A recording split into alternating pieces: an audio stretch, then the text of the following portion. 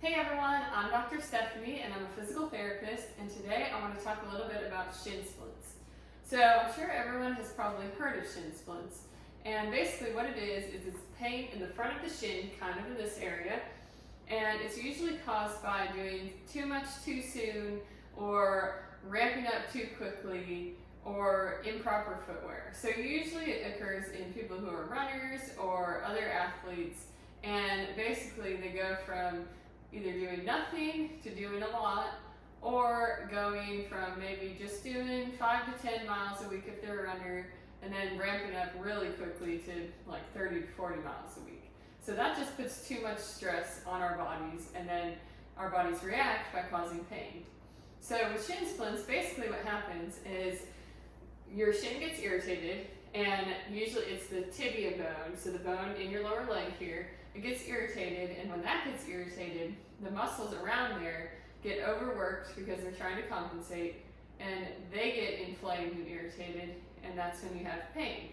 So the goal in treatment is to kind of reduce that inflammation, reduce pain, and get you back to feeling better. So my favorite ways to treat this are to do a lot of ankle mobility. So you want to make sure that your ankle is moving well and you have enough flexibility in your calf muscle especially. And then you also want to work on ankle strength and calf strength. You want to work on hip strength and single leg stability so that your hip and your core and everything is strong enough to support your lower leg, so we're not putting too much stress through that lower leg. So today I'm going to go through several of my favorite exercises to treat shin splints, but also to prevent it too. So here we go. Okay, so the first two exercises I'm going to show you involve this little loop resistance band. So the first one that you're going to do is you're going to put the band around your feet, just like this. You're going to bend the knee of the affected leg. So if I have shin splints in this leg, this knee is bent. And so what you're going to do, keep your heel on the floor, and you're just going to do some eversion. So that's moving your foot towards the outside. So you just do this motion nice and slow and controlled. We're going to do 3 sets of 8 to 10. Okay, and then after you do that, we're going to do the opposite motion. So you're going to bring this leg over the top, put that around your feet again, keep your heel on the floor on this one, and you're just going to pull in towards the inside of your foot, keeping your other foot still, and do this nice and slow and controlled. We're also going to do 3 sets of 8 to 10 of that. So the next exercise we're going to do also involves this band. We're going to put it around our feet. You want a little bit of resistance in the band, so bring your feet far enough apart that you feel resistance. What you're going to do is you're going to bring your toes up and your feet out. It may take a little bit of figuring out how to keep your balance. And if you need to, here I'll show you from the side, you can hold on to the wall and bring your feet up and pull them out and back down. Up, out, and back down. Up, out, and back down. We're going to do 3 sets of 8 to 10 of that. I'll show you forward again. Up and out. Up and out.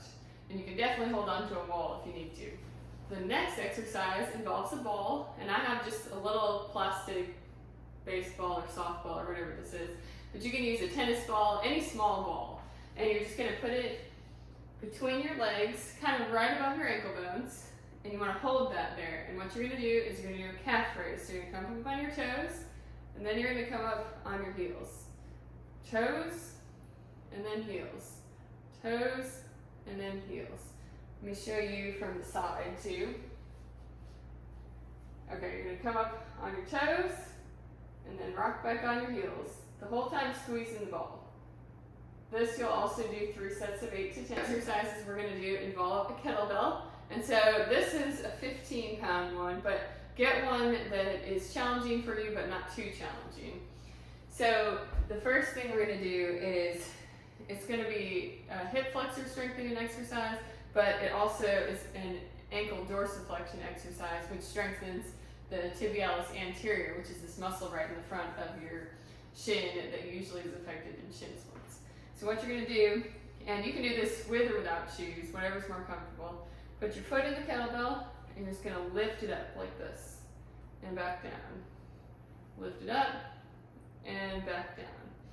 And we'll do 3 sets of 8 to 10 of that. And then after that, you're going to kneel down on the floor. And this one is a good one for ankle mobility. So basically whichever, and you can do it on both legs, but whichever leg is affected, you want to be up like this. You're going to put the kettlebell on top of your knee. You can also use a dumbbell if that's easier. And you're just going to rock forward as far as you can, but you want your heel to stay on the floor. So you're going to just lunge forward into it as far as you can, pause for a second or two, and come back. This I like to do for about 30 seconds and repeat it 3 or 4 times, just to really get that good dorsiflexion stretch. Just like that. So I'm going to show you 2 more exercises. And so once you kind of go through the rehab or you're trying to prevent shin splints, you want to put some load through that leg just so your body is used to getting some load and some stress through that leg. So we're going to do some plyometrics or some jumping. So the first one I'm going to show you from the side. You're just going to do some hops with both legs. You're going to go like 1, 2, 3, and then hop and land on one leg. So you go 1, 2, 3, hop. And you want to really like stick the landing like that. So 1, 2, 3, and hop. 1, 2, 3, and hop. And that just puts some load through that leg and that bone and gets you prepared for the stress of running or whatever activity you're doing. The other one I'm going to show you is you're just going to do a single leg side to side hop. So you're just going to go back and forth like this. You can put a line on the ground or just pretend there's a line. You just hop back and forth like that. So that's putting some load through that bone there. So try to work on all of those exercises if you have shin splints or if you want to prevent shin splints. And if you're experiencing shin splints right now, you can also lower your mileage if you're a runner or kind of cut back on whatever activity you're doing. You don't have to completely stop, but just cut back a little bit so that your tissues and bone have a chance to rest. You may want to think about changing your shoes if you haven't changed them in a long time, and just work on these exercises and hopefully they help.